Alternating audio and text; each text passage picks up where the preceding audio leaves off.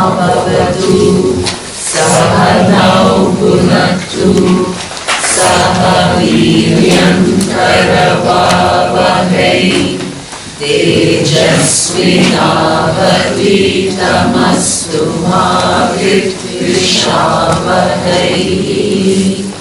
Om Shanti Shanti Shanti.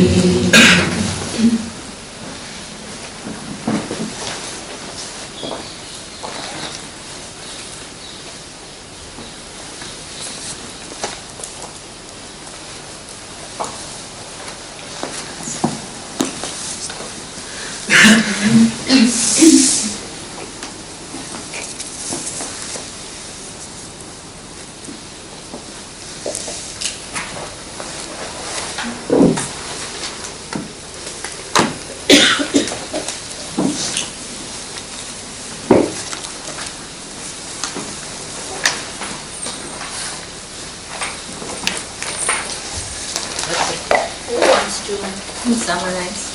Good. So yesterday we discussed the 8th verse of Atma Bodha, and we started with Shruti, Smriti and prakarana grantha being the means of knowledge. Right. And that we realize that the Shruti makes us realize that all objects are manifestations of the intelligence which is present all over, that is the awareness. That is Ishvara. Ishvara. Intelligence is Ishvara. Ishvara. So we discussed a question that if awareness is present everywhere, why are both sentient and insentient things existing? I mean, why are things non-living? So we discussed that sentient things have something called Sukshma Sharir, that is subtle body, and which is not present in the non-sentient. Right. Then the next thing we discussed is that if knowledge has to be something which has supposed to be knowledge, it should not be contradictory to logic. That's something we discussed. Later we discussed that all knowledge, all power is the cause of everything around, and the causes are two types, that is the maker or the efficient cause, which is nimitta karan, and the material cause, that is the upadan karan. Example which we saw here was the potter who makes the pot, who is the maker or the efficient cause, and the clay which is the material cause.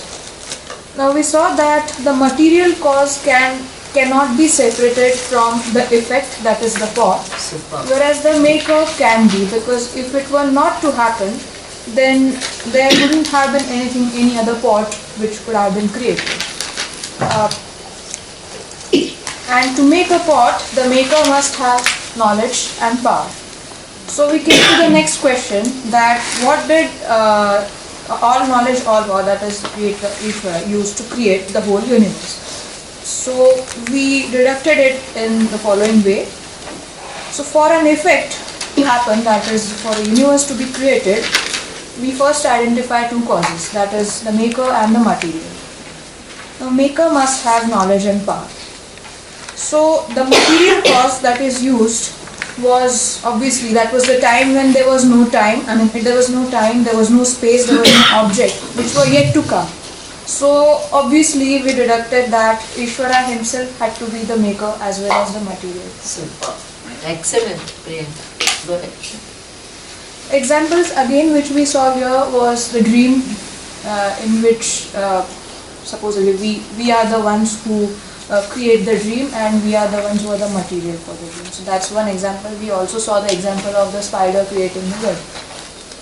Then the next fact that we saw was, if Ishvara is the material cause, Ishvara is the material cause which cannot be separated from the universe. He cannot be separated, or he cannot be outside the universe or anything. Brilliant. Right? So we also saw one question which I said this is that can we, that is as scientists or creators of different things like a rocket or anything, robot, whatever, are we, the difference between us and Ishvara is that we all have to abide by the laws of and the order of Ishvara, unlike he does not live. So every creation that we make are within the order of universe. And we saw something called the Shruti Sammat logic. That is, if the maker were not to be separated from the effect, it couldn't have been able to create other objects. So, one example which I think, correct me if I'm wrong, is that if my mother had to become myself after she gave me birth, I wouldn't have had a sibling. Excellent. Excellent. Super. That's all. Brilliant, Priyanka. Very, very good. All the logics are coming out very clearly in a very systematic way. Not one word extra, not one word less. Brilliant. Very good. And it captures the whole gist of what I was talking about. Very good. Outstanding.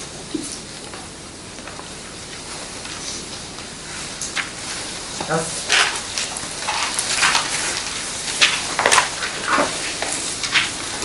Let's move to the next verse. After I do this verse, because see, the whole teaching is about who are you, what is the nature of Ishvara, and what is your relationship with Ishvara, right? So after that, the teaching is complete, then everything else has to fit into this. So when I finish this Maya, I would have told you who are you, right? You are essentially awareness. Then what is the nature of Ishvara? All power and all knowledge. And Ishvara's true nature is also awareness, right? Now, what accounts for creation? That is something which is what we will discuss Maya. That will pretty much cover the entire Vedanta. But there are so many other details which need to be plugged in. So rest of the verses I'm plugging in further details to make it more clear, seeing it from different angles, to make the knowledge more precise and more nuanced. So from this verse onwards, because there are 68 verses, and we are on the 9th verse, and we are almost halfway, right? So from this, after this, I will move slightly quickly. So, I mean, yes, you can ask questions, but if you spend so much time on each verse, then we won't be able to finish. But these are the things that I do want to spend time on, because this is the crux of Vedanta. Here you can't afford to make a mistake. So this is why I give a lot of emphasis to some main points, and later on I move relatively fast. Okay? So you also need to know what to give weight to and what not to give so much weight to. You can't distribute everything equally. Ishvara cannot occupy the same time as some little prakriya that is used. You have to spend different amount of time. That is the discretion of the teacher. The teacher knows exactly how to handle the subject matter. Right? Okay.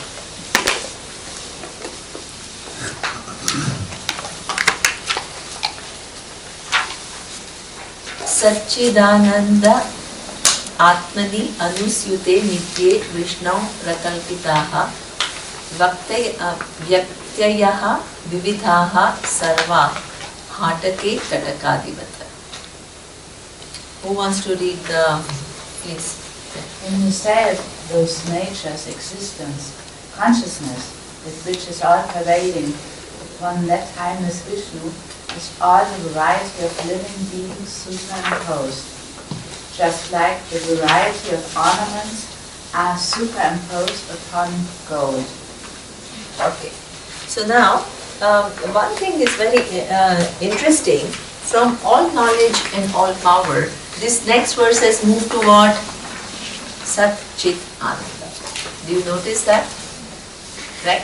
So that means, up to now, Upadana Karana, we were talking about Ishvara. What we were talking about is all knowledge and all power. Now, the next verse is not using, what is it using? Sat Chit Ananda Atma. Satchidananda Atma. So therefore, now you need to understand what is the relationship between Satchit Ananda and Ishvara. Right? So therefore, this is something which is important. And what of course this is extremely important, but I'm now thinking about time. So, the Vivakta Karana, the Upadana Karana,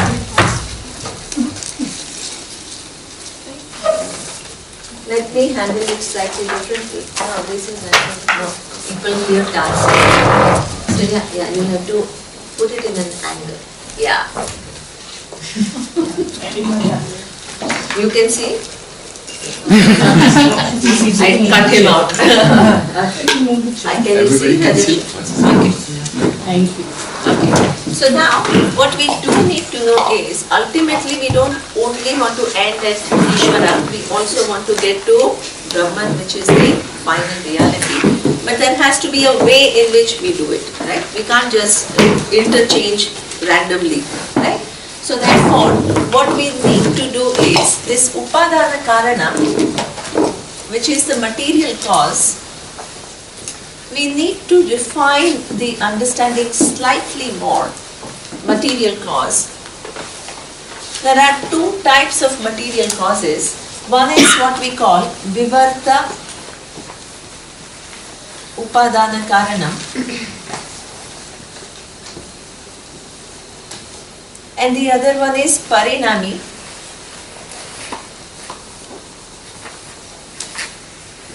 Upadana Karana. What does it mean?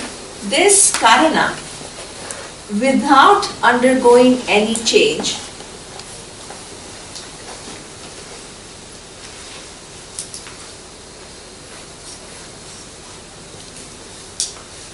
it produces the effect.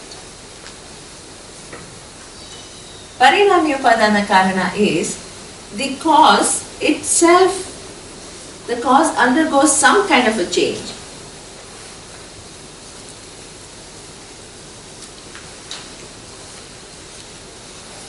To produce the effect.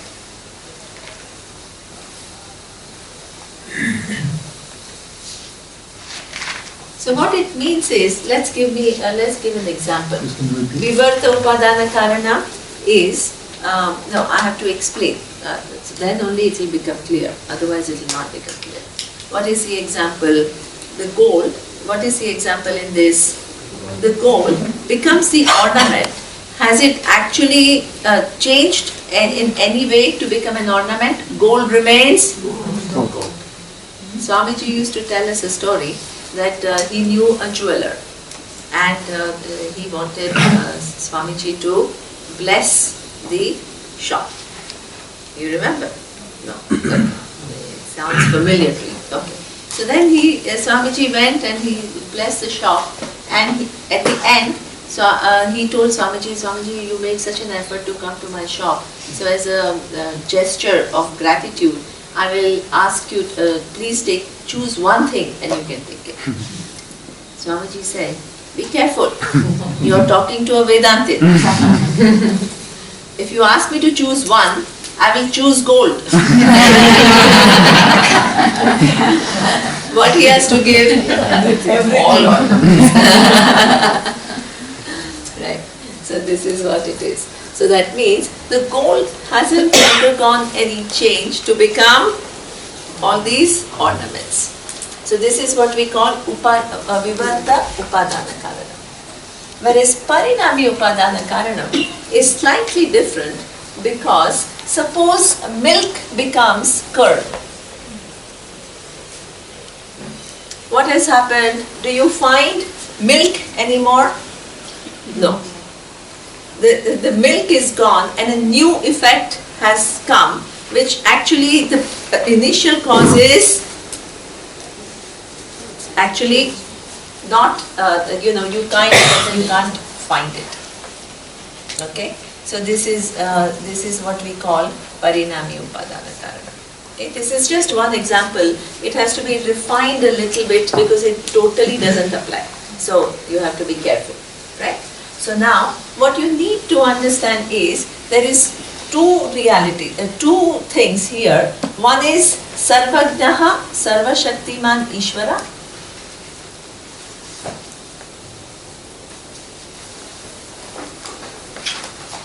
Which is the cause of the universe, which is all knowledge and all power.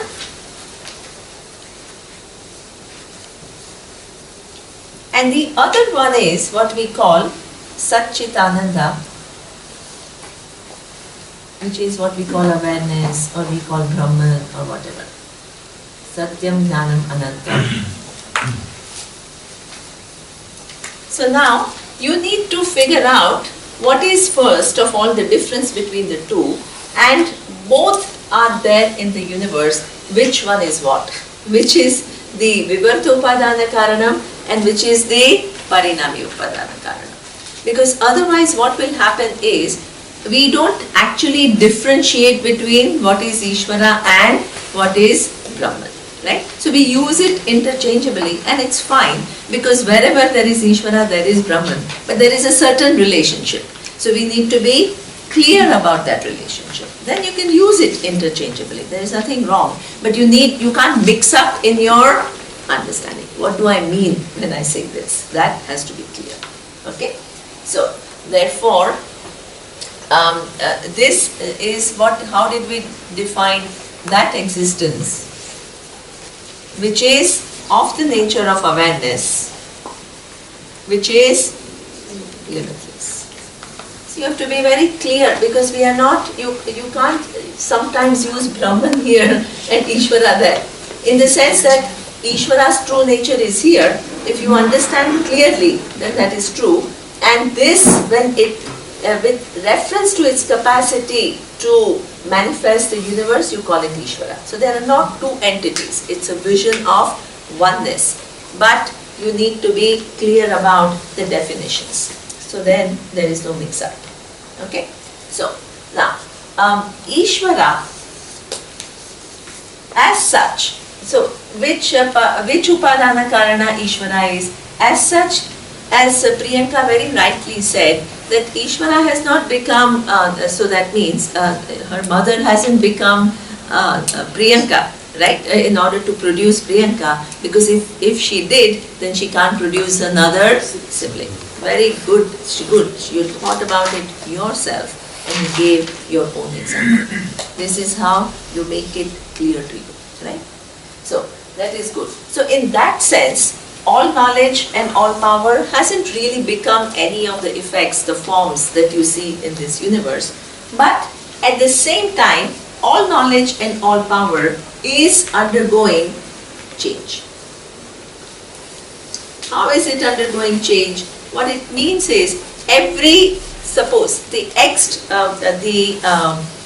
laws remain the same, right? Laws of gravity. But suppose I drop this pen, the law of gravity has to produce this result, this effect. You understand? So that means the universe is constantly being rearranged. And that rearrangement requires the participation of Ishvara. You understand? One moment is different from the next. The next is different from the next. Today is going to be different from 100 years from now. So that means the forms have to change. But as we saw yesterday, the changing of forms requires the intervention of Ishvara, without which the forms cannot change.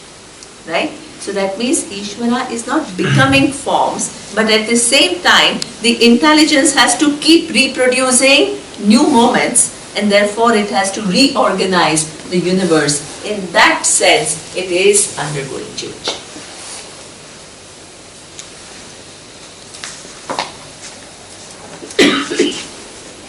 While Ishvara is the Parinami Upadana Karanam,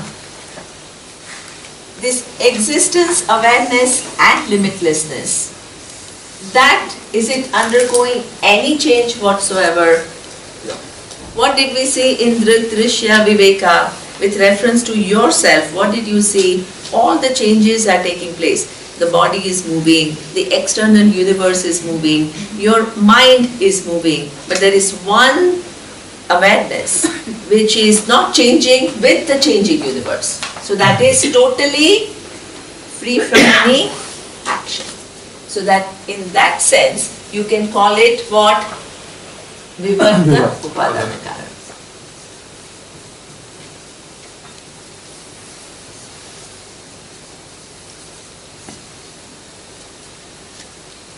Ishvara is constantly, knowledge and power is constantly changing the universe and producing new moments, new yugas, new years, new manifestations, new cycles. So that means there is a constant flux over there. There is a constant reorganization of the universe. Every second it is actually reorganizing. The whole universe is not what it was one moment ago. And that requires participation of Ishvara, without which it's not possible. Right? Whereas this, while all that is happening, the Satyam Jnanam Anantam Brahma is not undergoing any change whatsoever, like the gold doesn't undergo any change to become all the ornaments. So therefore, here Satchidananda Atma is what we call the Vivarta Upadana Karana, the non-changing reality. Now, Ishvara knows that this is my I don't want to use the word upadhi because it will come later on, but this is who I am empirically. And this is my just as I can know, this is who I am empirically, right? Empirically there is a body, there is a mind, that body and mind is interacting with the universe. We are not trying to negate it or trying to dissociate from it. Empirically it is there, but it's not my total and final reality. Similarly, Ishvara also knows that all knowledge and all power is my empirical reality, but my absolute reality is Satyam Jnanam. Okay, so now the next question is, how did this, and this is the final reality. This is nothing, this is what we come to is causeless cause. This cannot exist without this, but this is the final causeless cause.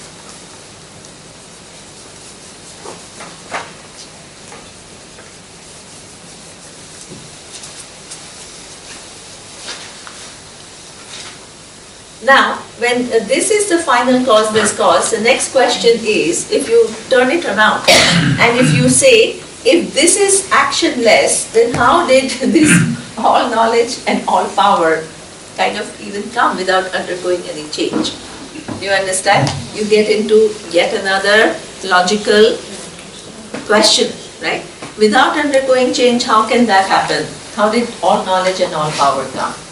So this is where we introduce one more factor, which is what we call Maya.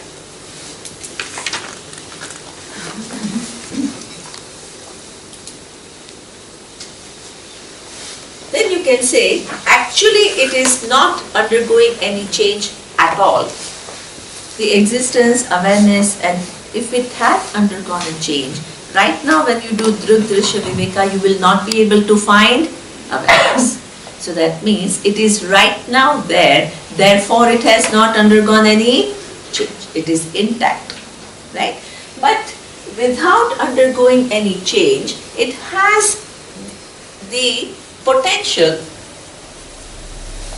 to manifest as the universe.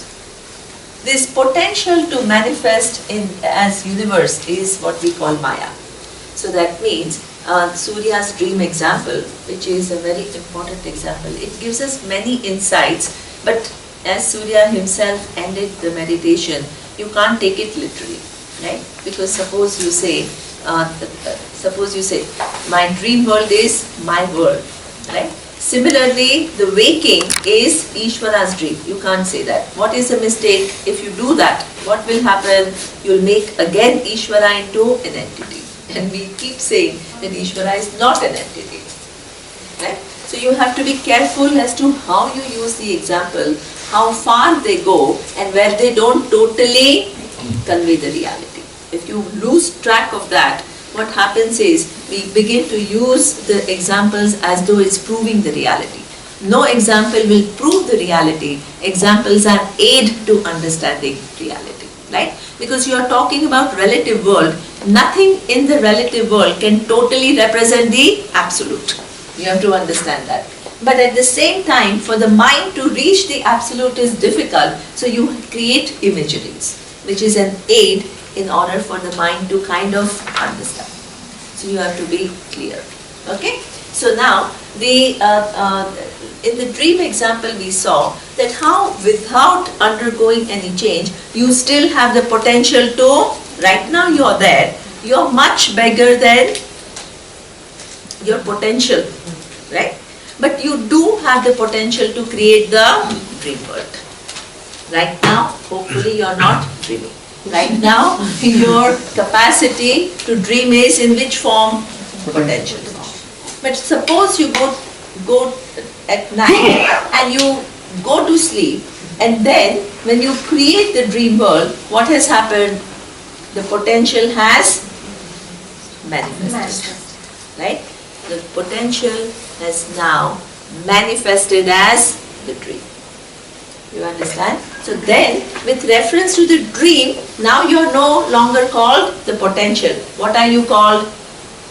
The cause of the dream. Do you understand?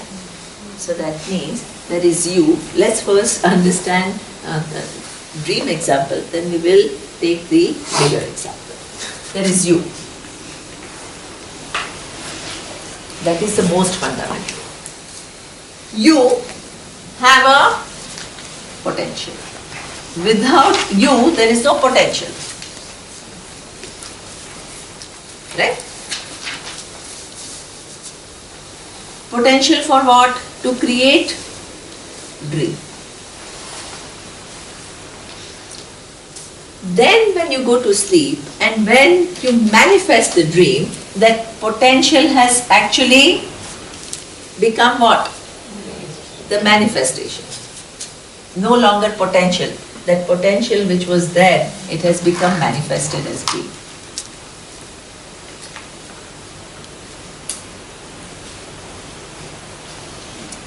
Now, with reference to manifested dream, you are now no longer called the potential. What are you called? The cause, the maker, the cause of the dream world.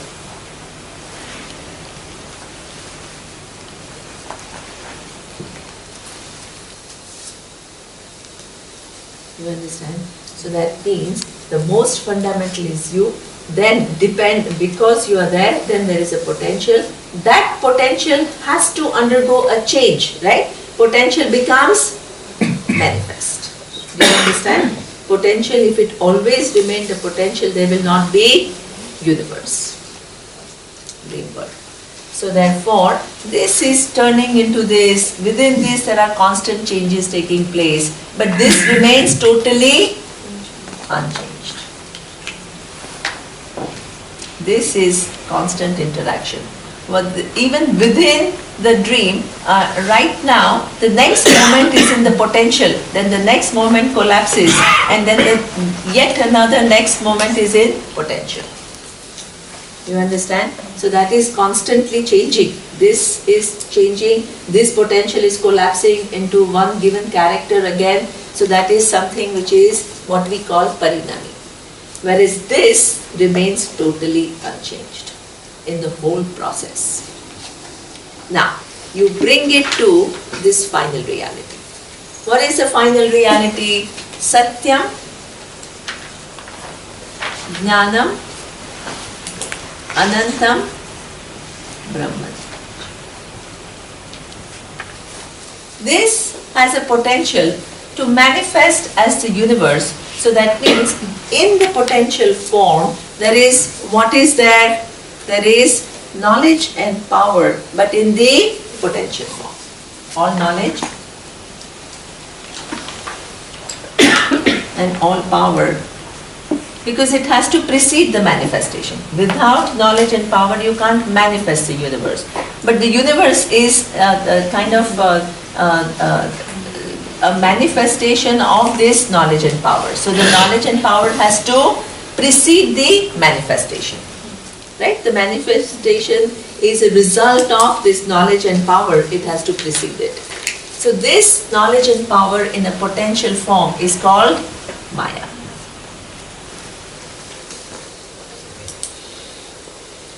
Then when this potential manifests as the universe, the same all knowledge and all power gets another name called Ishvara, the cause of the universe. See, you can't have different entities in the vision of oneness. There is only one, but then why do you have so many different names? It is explaining different phenomena. And it is putting the order to those phenomena so that you understand the world totally. Otherwise, we are all mixed up. This is why Vedanta is not about throwing words. It's not about just putting any random word. You have to know the logical sequences. Logical sequences actually give you the clarity. So therefore,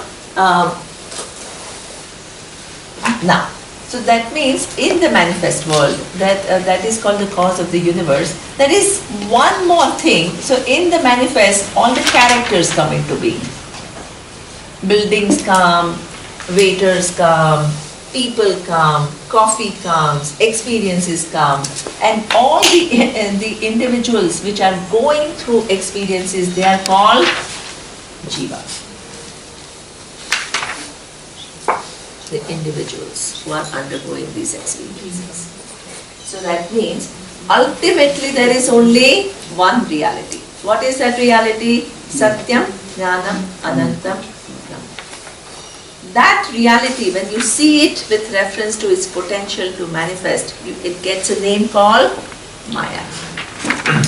The same then Maya includes what? Knowledge and power. Because that is required in order to manifest as time, space and all these objects, which is a complex creation. And it's a very intricate creation. Then that potential, when it collapses into the actual manifestation, it gets yet another name. What is yet another name? Ishvara, which means the cause of the universe, which is both what? The nimitta and upadana karanam. What kind of upadana karanam? Parinami upadana karanam. You understand? It is something which has become from potential to the manifest. Within manifest Jagat, it's constantly changing, so it gets involved in reproducing or rearranging the universe constantly. Right? And within this you find characters, and these characters are called jiva. So now, what this verse is talking about is what? Satchidananda Atmane. This, what? There is a potential to create this whole universe. And what do we see is what? All these different objects. But what has happened to Satchidananda Atma? It has not changed. Like the gold does not change to become ornaments. You understand the verse? Yes. I'm a bit confused here. Yes. So are we saying that where up to science, in the example that we saw the pots that was there, that is Ishwar. From that Ishwar, when we go into the ultimate Brahman, that state of potential awareness that converts Ishwar to Brahman is Maya. Is that when the potential gets converted to No. You just look at the, no, don't use it like that because it is confusing. See, what is the most fundamental? You take the what is it bigger, potential or you? my potentials? So, but what comes first in I the will come. hierarchy? You come first, right? You come first, then only there is a potential. Without an entity, there is no potential, right? So that means this is the most fundamental. Then we are actually right now looking at the manifest. But before it was manifest, you can ask, what was that? So what was there was this, but this cannot account for this. You need an intervening force. What is that intervening force? This was there in a potential form, but the knowledge and power was there, without which this could not have come. So Maya is that intervening force, which makes the manifestation possible. That would mean that Maya is at every step. That is Okay, very good. This is a very good question. So let me first give you some example, but this is a brilliant question. I will address this. This is very important to understanding Vedanta properly. So, what it means is that just let's first take a very simple example. What do I mean by potential? But here I am not talking about before the manifestation potential. I am taking one example of a one given thing in this world which has the potential to become something else. Right? Let me give you a simple example. So in Chandogya Upanishad, there is the father is teaching the son. And one of the teaching methods is, he is asking the son, you break the seed. There is a seed, you break it.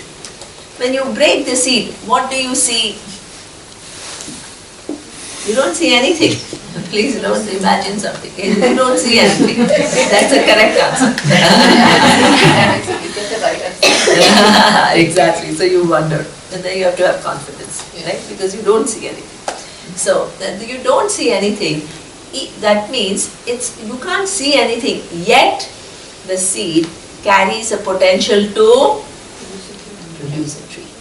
The whole program of the tree is in the seed. This is why a chiku seed will only produce chiku tree. It will not change and produce mango tree, guava. And that chiku tree also, what is the length? So yesterday I was asking how long, what is the average age of cat? That program is also there. What kind of fruit it will give?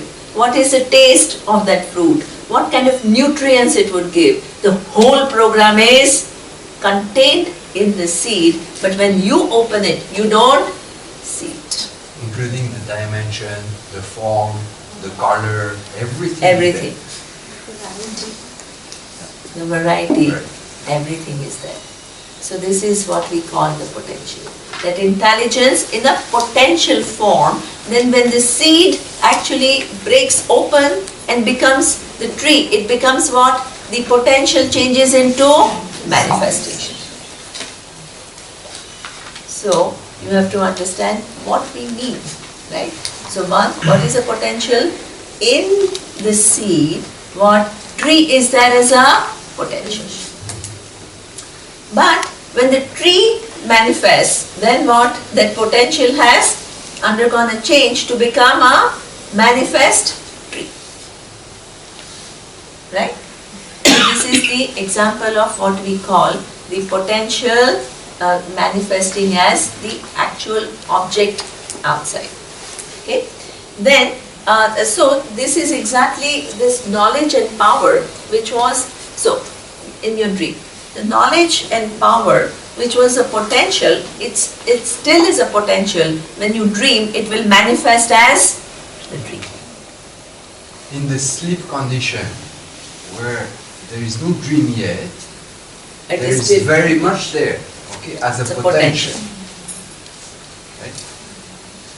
Now, Rajyosik's question, which is a very important question, because you can ask, how do I know this is manifest? How do I know there was some unmanifest and that had a potential and all that? It only still remains a belief.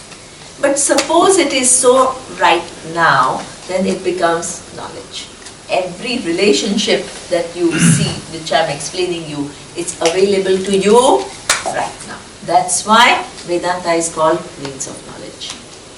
What does it mean? It's not like once the universe has become manifest, the potential goes. Potential is still very much internal part of the universe. What does it mean? Tomorrow is still in a potential form. It has not yet come. But the whole, what, it will move according to the laws. So the laws and how they interact, it's all in a potential form. You understand? So that means 100 years from now is still in a potential form. But what is going to connect today to 100 years from now? What is that connecting force? All knowledge and all power. Right now it is manifesting and some of it is yet in the potential form. So that means this Maya, if it was just before the manifestation of creation, what will happen? It will become a belief.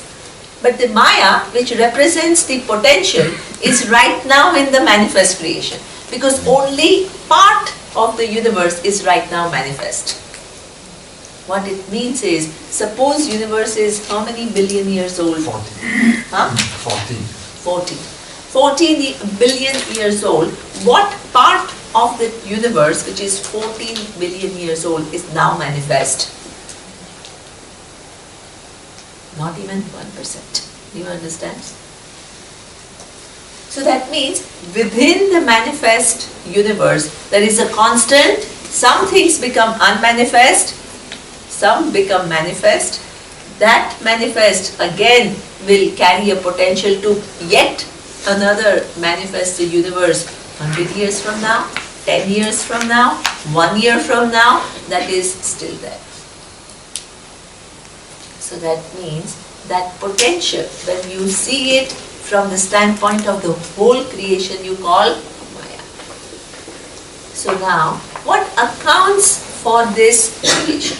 What accounts for this creation is, so that what we call, right, the event, what we call Big Bang, suppose, right, in a physics term. Manifest universe, what is an event? Big Bang, suppose. What is this event Big Bang? What has happened?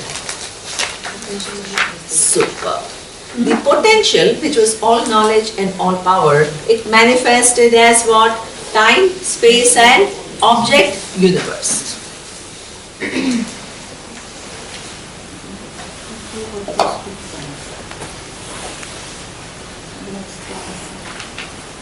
And once this universe manifested, what happened? All these time came, space came, and all these characters came.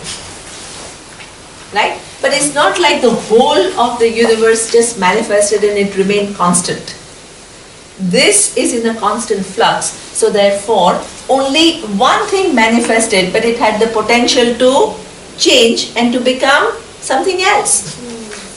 This is how we moved from Stone Age to the present age. This is how the events such as dinosaurs became extinct, then gave rise to mammals.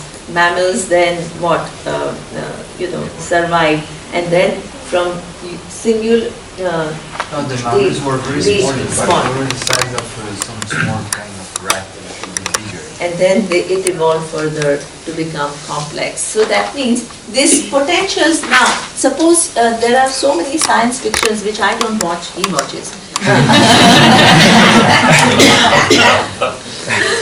But suppose you say, okay, now they all project, right? Oh, 100 years from now, what would the world be like? So you keep saying, yeah, then people go to Mars and they try to put water there, and then they will, people, when the earth is finite, so its resources will be exhausted, then human beings will move to Mars, and all this is science fiction. Science fiction means how we will fathom the human uses its intelligence to see how am I going to navigate myself not only within Earth but also outside in the space. Science fiction. So all potentials are given. What they are doing is imagining all these potentials which are not yet collapsed but could collapse. May or may not collapse. But this is an imagination of a filmmaker. Yes. I'm not sure I so much understand the necessity of bringing the Maya concept in.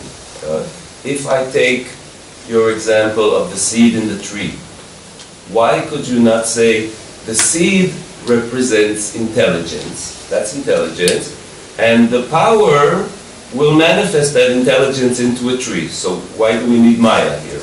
Maya is the potential. So that means right now, tomorrow is there or not.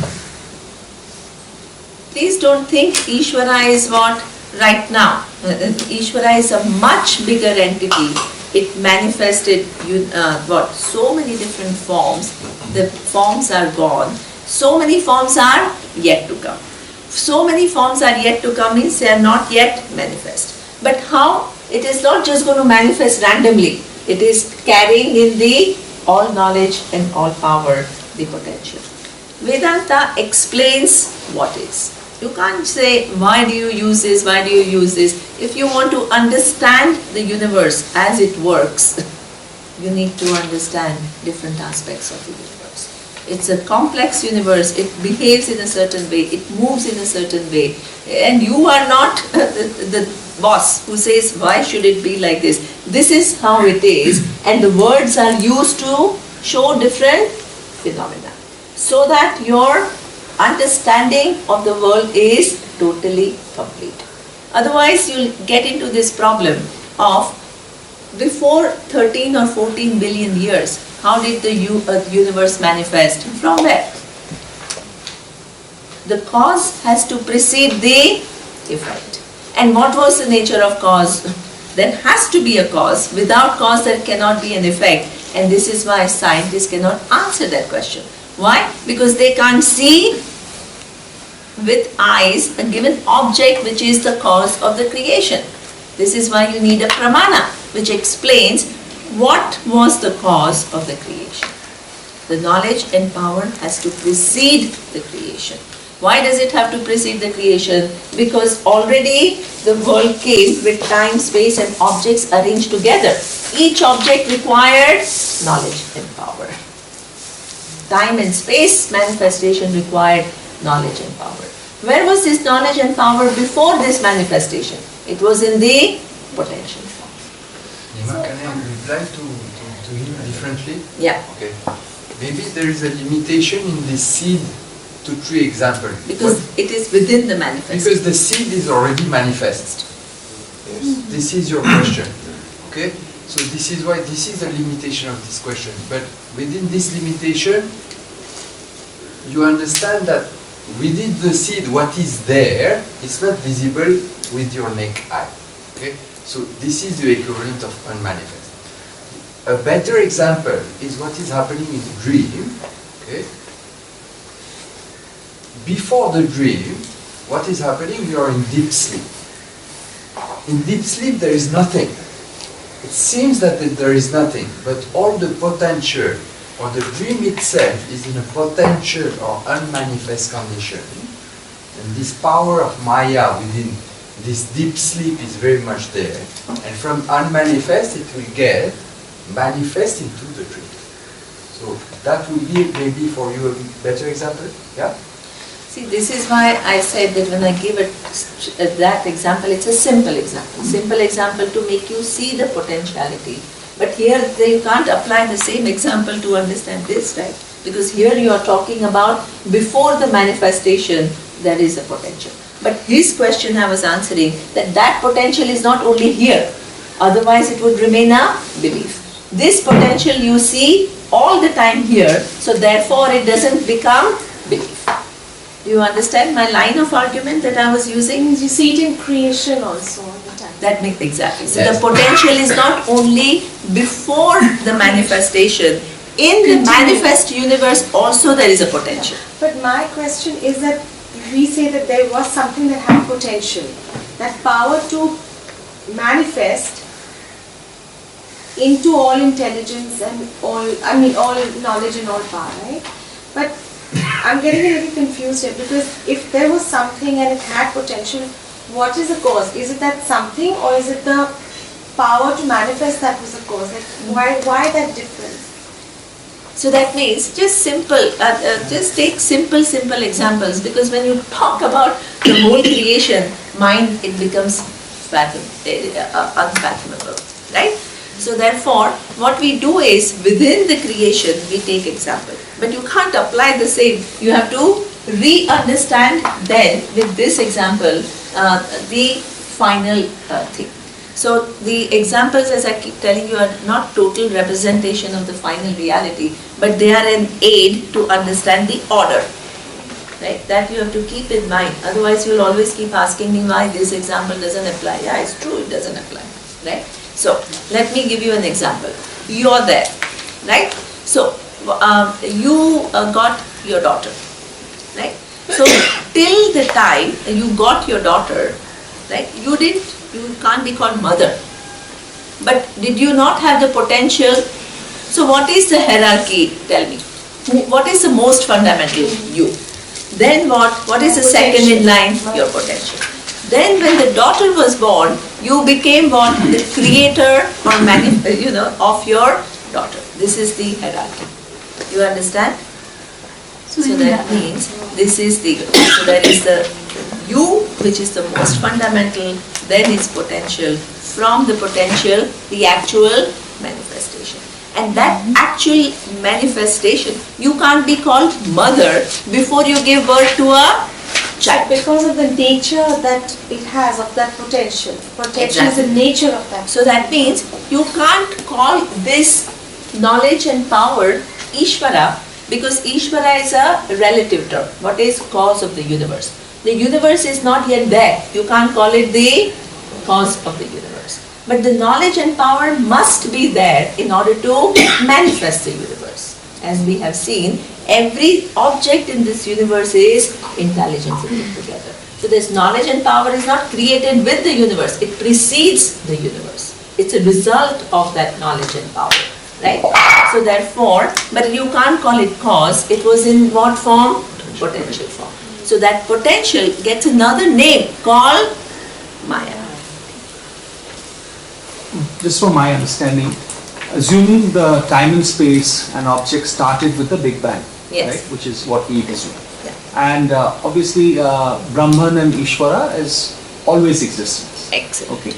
Now, it is Maya, which is the potential of, this, I don't know whether to call it potential of Ishvara, potential to Brahman, but that's not the point.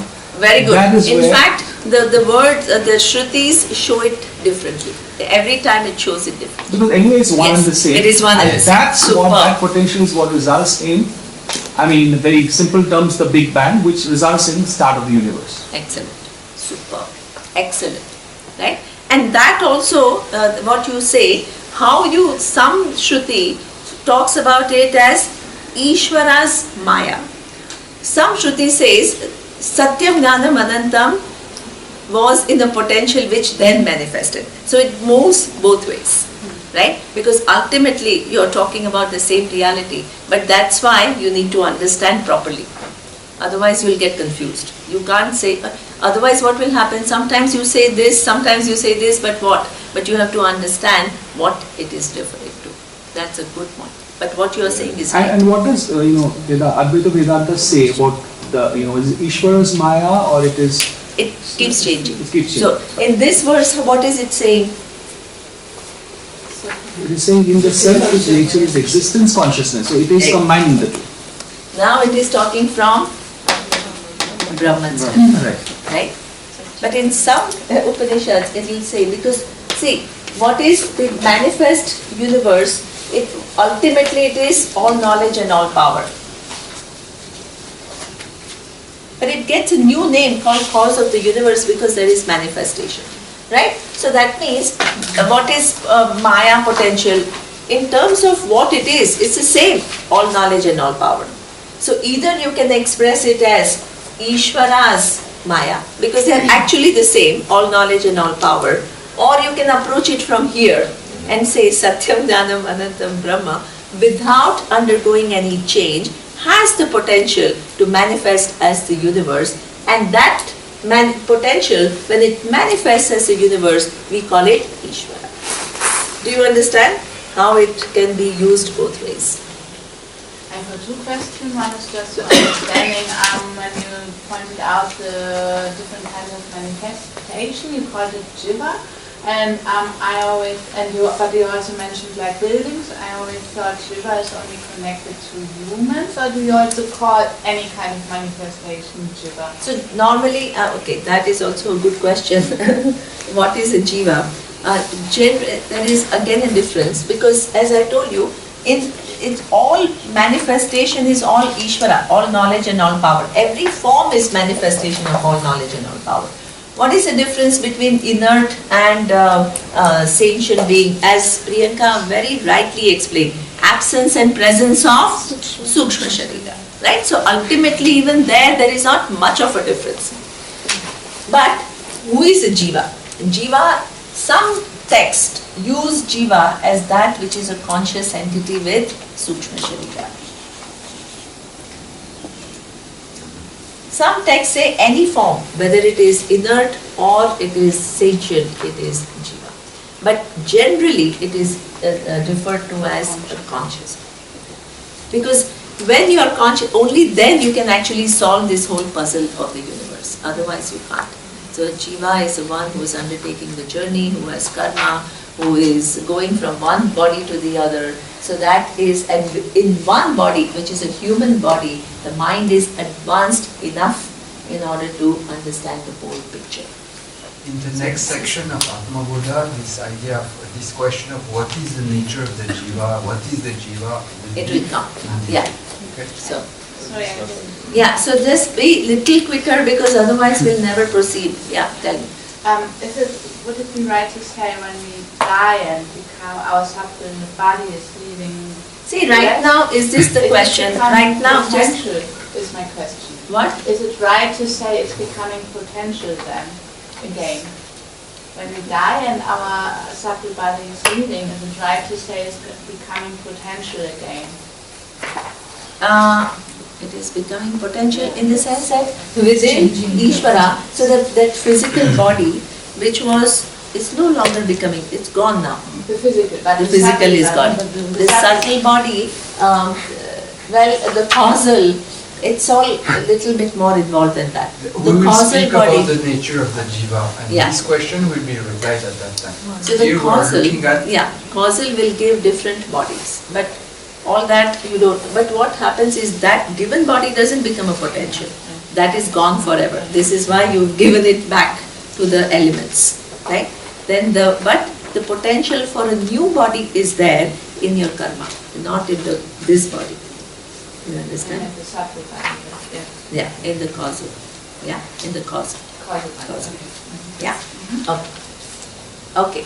Quickly. Yeah. Let me link to what she just asked. You said something which triggered a thought about Maya, the potential and the manifestation. Because I think I have, without realizing, always had this assumption of a linearity. Potential starts manifesting, cause becomes effect, further effect. But you just said something which kind of just confused me in a good way, which is the yesterday, today is the potential. Exactly. Potential. Absolutely. But in today, let's say tomorrow is the potential. However, yesterday, now is today. Yesterday now is it gone or it is back into the potential Maya again? It is back into unmanifest. My goodness, okay, wow. Yeah. This is why Ishvara doesn't exhaust itself as the thing goes. This is why. Where she's going now. Yeah. No question. So this is why we call it full. Ocean doesn't get depleted when the forms go. Ocean doesn't get fuller when the forms come. It is this one thing which is capable of millions of permutations and combinations, and it doesn't get depleted, right? So that is something that you need to. This is why this all knowledge and all power Ishvara is one entity which is, that's why the teaching is what? I am free from everything and my nature is awareness and therefore it pervades everything. My nature pervades everything. This is why it pervades you also. I think in the interest of time, I think I'll take it, but I do want to plant this linked to her question. But what's now kind of blowing my mind here is yesterday, let's say, was the cause and today is the effect. Yes. From a jiva, whatever format. But then if it yesterday has gone back into a potential format, that means that cause is still there. The cause is all knowledge and all power. This specific.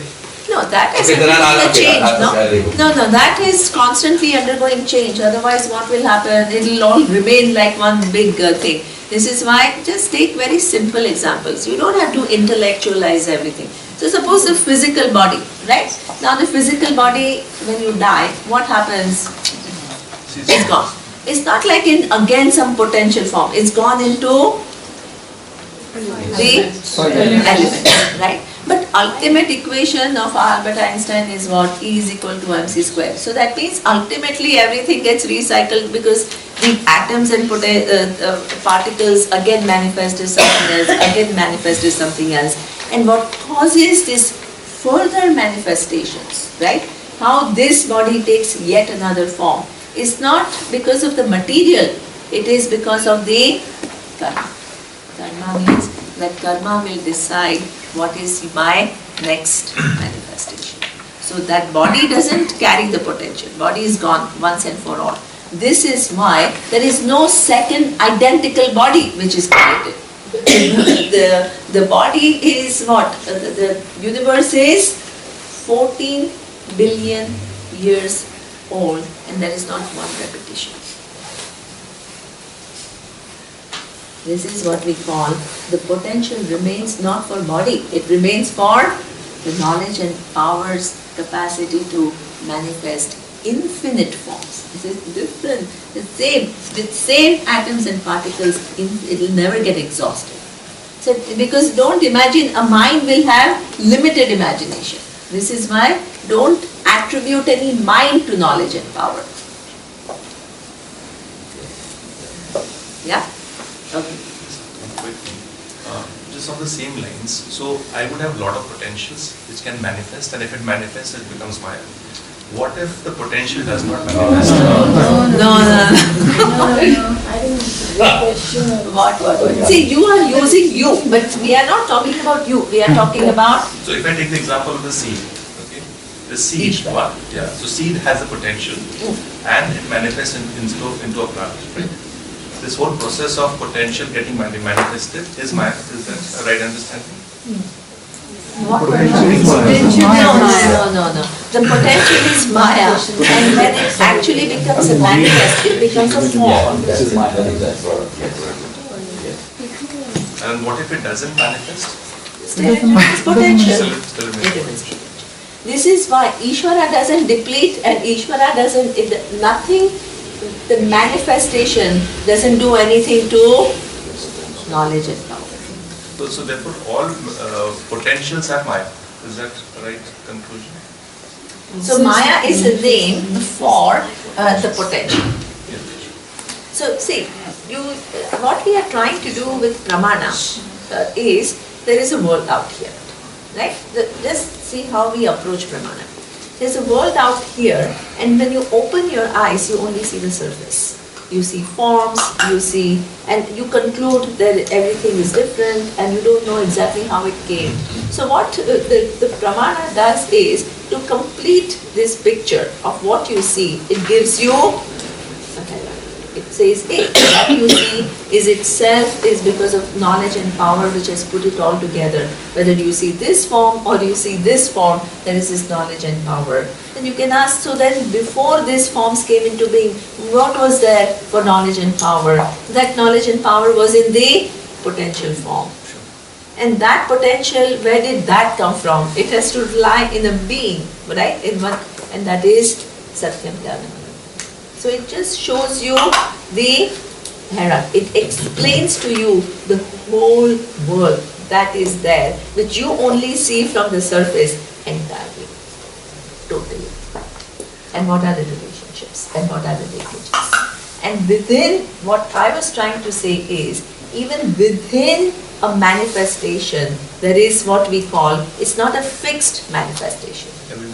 Exactly. It keeps moving from potential to manifestation, potential to manifestation, potential to manifestation. Is it clear? Yeah? Maybe it will help. You just replace the word potential by unmanifest condition. Unmanifest, you keep. So the play is from unmanifest to manifest, to manifest to unmanifest, etc. Okay? There is another word you can use that is used by the Upanishad. It is undifferentiated. Something is undifferentiated, there is no differences here apparent in form, dimension, color, all these different forms. But it is very much there in a seed form, an unmanifest form, and differentiate form. And this thing has a capacity then to become differentiated, right? To become manifest. So there are some other words given by the Upanishad. It might help some of you. That's why. Please give me one. Yeah. So what you are trying to say is there is a potential. It gets manifested. It manifests, but the potential still exists. It's like the seed becomes a tree, but the potential becomes a cause. But the potential exists in the form of maybe the fruits will come, the seed will fall. So there is potential. That's what you mean, right? Actually, potential is not potential. It is all knowledge and all power in the potential form.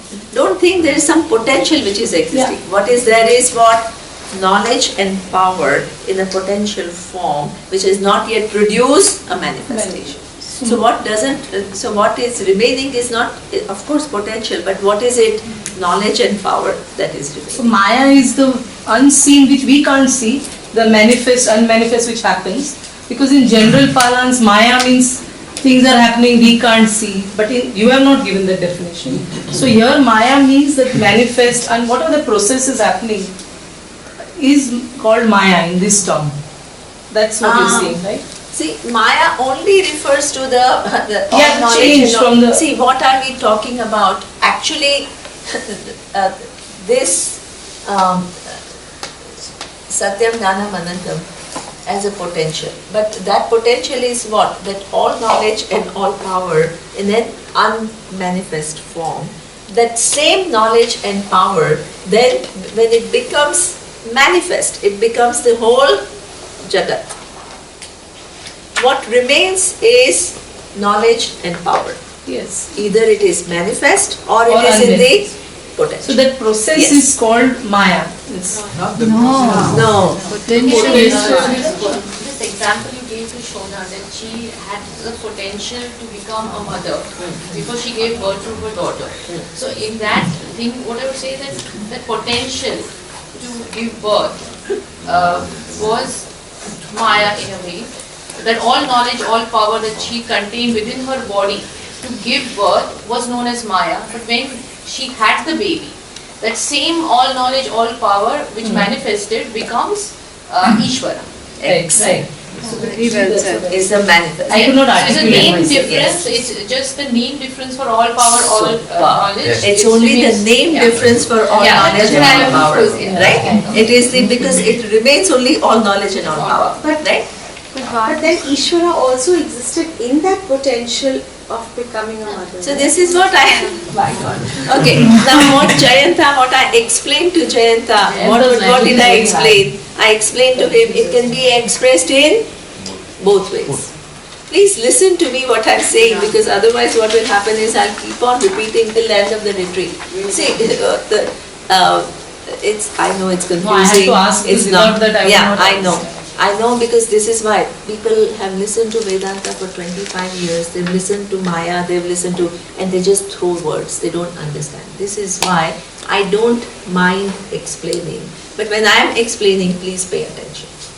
Because, and that's why I take that little effort to understand, because these things remain unknown, they remain vague, they remain ununderstood.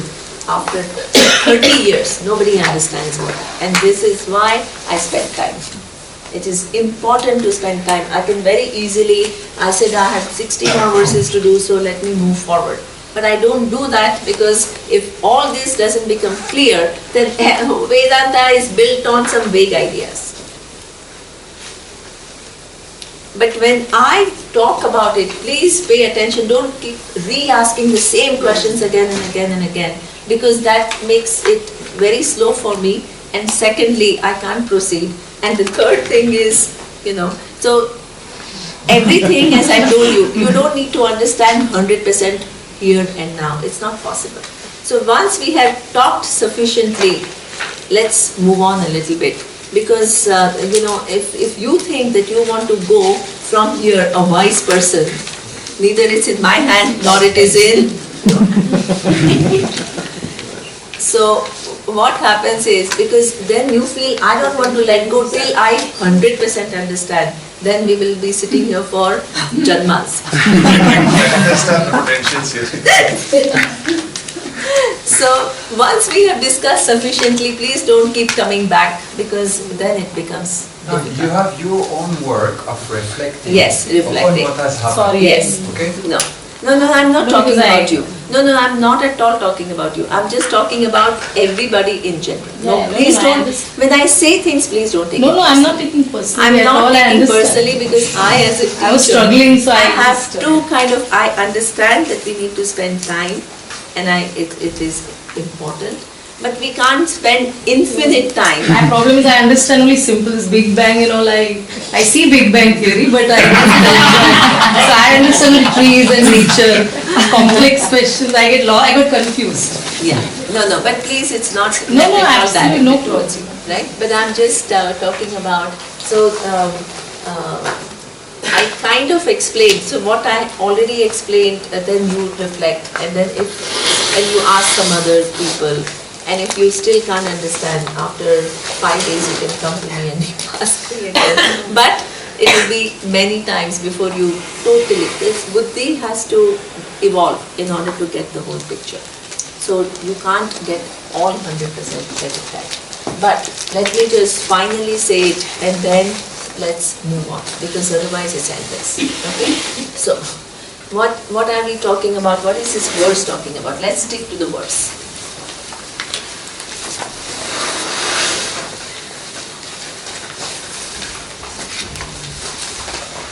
Satchidananda Atmani Anusyute Nitye Vishnu Prakalpitaha. So what is it talking about? Where is it talking about? Is it talking about Ishvara? From where is it talking about? From the standpoint of the final reality. So the reference point, what was the previous verse? Previous verse was talking about Ishvara. This verse is not talking about Ishvara. This is talking about the final reality. Right? So that means in this, this is a non-changing reality which we saw. What kind of a reality it is? Vivarta,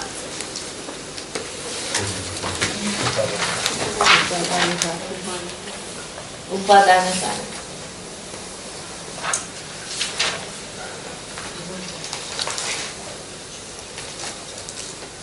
What does it mean? Itself has not undergone any change, right? Then the next question comes, if itself has not undergone any change, how did this universe come about? Right? This is what we call logical thinking. So then, how did it come about? The verse explains. It is prakalpitaha. Prakalpitaha means itself has kind of a potential without undergoing any change. It has a potential to manifest the universe. What must the potential have? Potential is just, what it must have is all knowledge and all power. Because the universe that you see is what? Manifestation of knowledge and power. The cause must precede. So that means the knowledge and power must precede the universe. So this is potential. What potential? Knowledge and power. Now, then what has happened? This Jagat that you see, how from potential, what has happened? It has become manifest. Right? So, what is the change here from potential to manifestation? This all knowledge and all power, which was in a potential form, has now become what? Time, space, and object universe.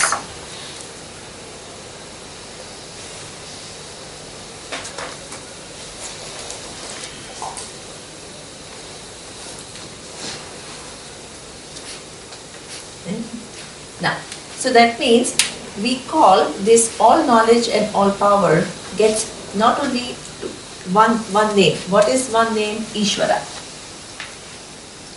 What does Ishvara mean? The cause of the universe. Because now the universe has manifested, so we call it the cause of the universe. Then we asked in the previous example, what kind of cause it is? It is both nimitta and upadanaka. It is both the efficient cause as well as the material cause.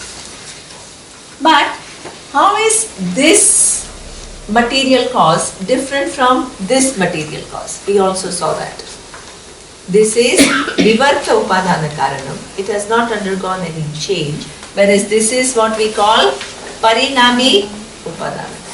It is becoming from potential to manifest. But even within the manifest universe, it is what arranged in a way that right now this universe is manifest. Next second, there will be actually, visually you can't see it, but some altered universe, and 100 years from now, visibly different universe. So in this itself, there is what? Some knowledge is manifest now, some is in the potential, some is now in the potential. This continues. What continues is not potential. What continues is what? All knowledge and all power.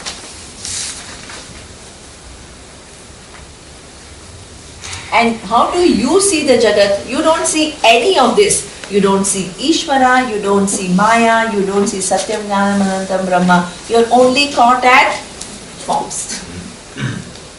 So what the Shabda Pramana does is to explain to you all of this. But if all of this was like vertical, then you'll never understand it. But all this is not only vertical, but it's right here. Do you understand? In a certain relationships. This is why it becomes means of knowledge. Because what is here is also represented here. This is why when you look at the manifest universe, you will find everything. You will find the forms, you will find knowledge and power, you will find knowledge and power in a potential form, and you will find awareness. This is why, so, and corresponding relationships. So therefore, it becomes what we call means of knowledge. It just explains to you how this universe has come about, but how it has come about is also what it is right now.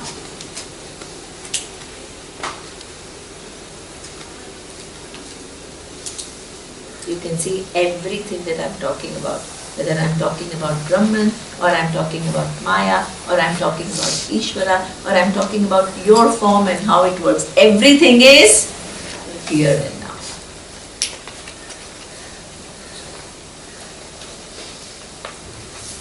So this is not a mind construct. Don't use Vedanta as a conceptual, abstract thinking about things. It's a means of knowledge to understand what is here.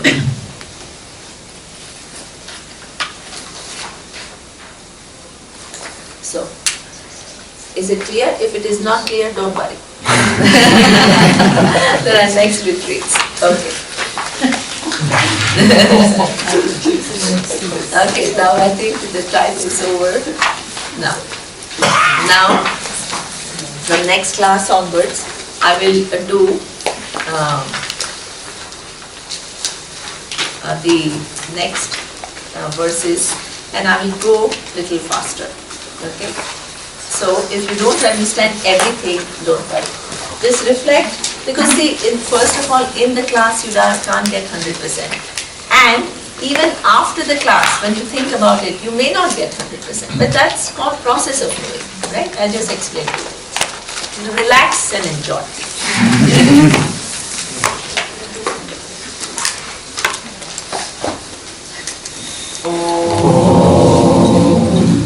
Purnamadav Purnamidam Purnat Purnamudachyate Purnasya Purnamadaya Purnamevavashishyate. Om Shanti Shanti Shanti.